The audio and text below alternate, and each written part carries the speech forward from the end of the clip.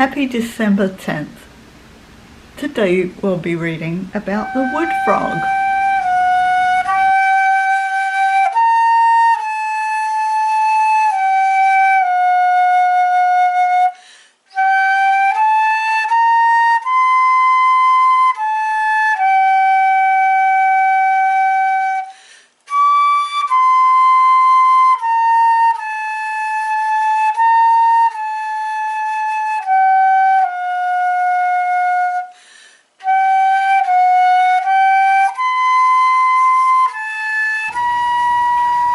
Let's find out what he does in winter.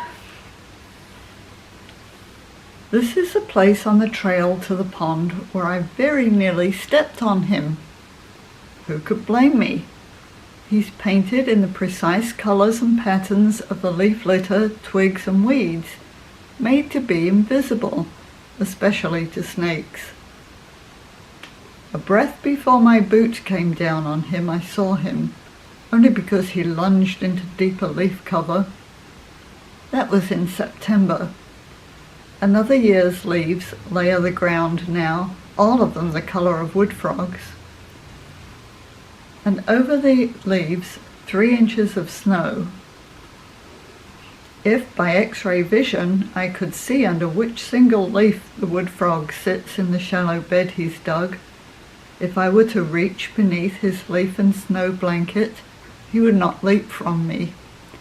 I could place him in the palm of my hand, a perfect fit, and trace the robber's mask drawn across his jaw. I could stroke the sun-yellow belly. Because his sun has gone out, his arteries and veins are frozen canals, the spaces between his cells filled with ice crystals. His summer supple skin has turned crunchy. His heart is silent as a stone. Not even the weakest current crackles in his brain, and he is not dead.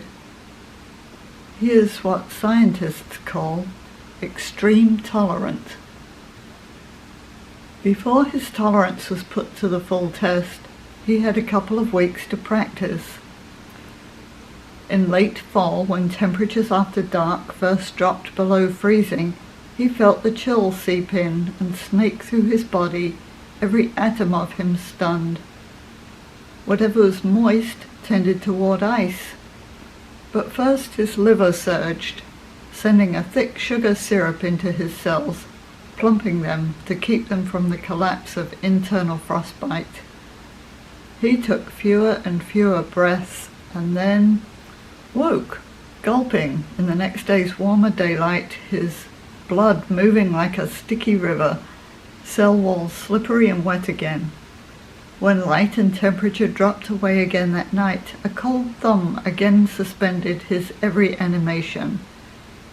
His world, and he in it, faded to black. And with the morning light, came back. In and out with the light, thawing and freezing, the wood frog kept time to the quickening and cooling of air molecules. One day he didn't wake. Though the morning air brightened, it didn't warm. It stayed the slow cold of ice. So he, tuned precisely to his milieu, stayed ice, as he is now and shall be until the rhythm shifts. When the air warms, he will too, if only for a day or a few during a January thaw. He'll find himself in his leaf bed, alive and well, and stretch his stiff frog legs. Then he'll let himself go as good as dead again when the cold comes back, as it will. There will come a warm day in spring when the ice goes out of the ponds, of his blood, and doesn't return. Then with dozens of other wood frogs, he'll hop to the pond and send up a thrilling chorus. Death, we've robbed you of your ruin. We've taken you in.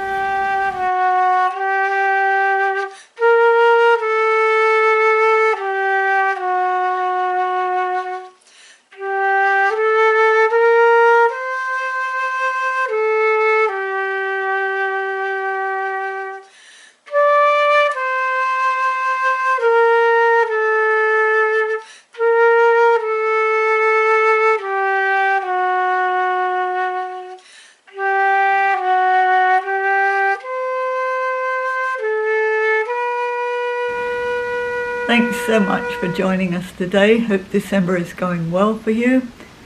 We always appreciate it if you give us a like, and we'll see you tomorrow. Bye.